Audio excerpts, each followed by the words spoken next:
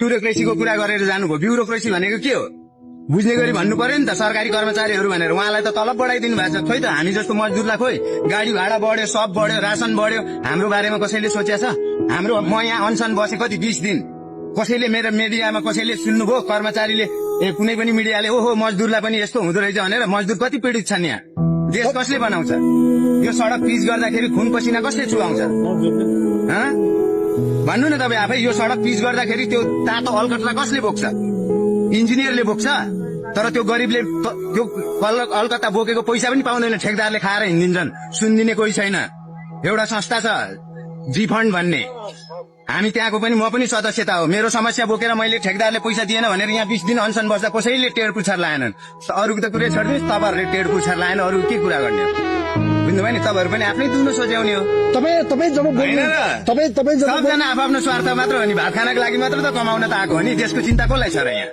बोल्नेको पिठो बोक्छ क्या सर? बोल्नेको पिठो बिक्छ नि। हामीलाई त बोल्नै दिँदैन नि। गरिब हो कहाँ बोल्छ? यसले त यसरी हामी तपाईँको हामी यहाँ 20 दिनसम्म बसे हो। नकुर्ने यस्ता कुराहरू बकम फुस्रे कुरा नगर्दा हुन्छ। हामी 20 दिन बसे हो। दुनियाँले देखाएको छ यहाँ हाम्रो रेकर्ड गएको छ। सिंहदरबारमा पुलिसहरू यहीँ छन्। म कति दिन बस्यो भन्ने थाहा भएको।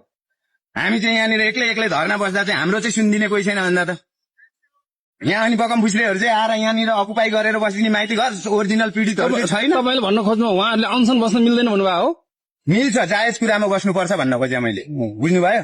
पक्षपात गरेर बाँदरलाई मात्र जोगाऊ, गोरुलाई जोगाऊ, कुकुरलाई मात्र होइन, हरेकलाई जोगाउनु पर्छ। हामी भनेको मान्छे हो, बुद्धको देशमा जन्मेको मान्छे हो, बुद्धको बाटोमा हिँड्नुपर्छ। काटमार कसैलाई गर्न पाइँदैन, त्यो पक्षपात पनि गर्न पाइँदैन भन्न खोजेँ अब मैले चाहिँ। बुझ्नुभयो? अहिले पनि तपाईँ माइती घरमा हुनुहुन्छ? माइती घरमै छु नि, तमासा हेर्न आएको।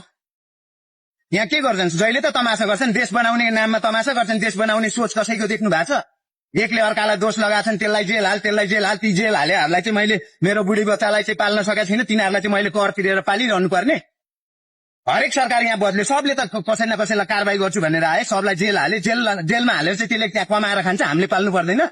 म चाहिँ मरिमरि हातमा ठेला उठाएर मेरो बुढी बच्चा पाल्ने कि तिनीहरूलाई पाल्दै बस्ने?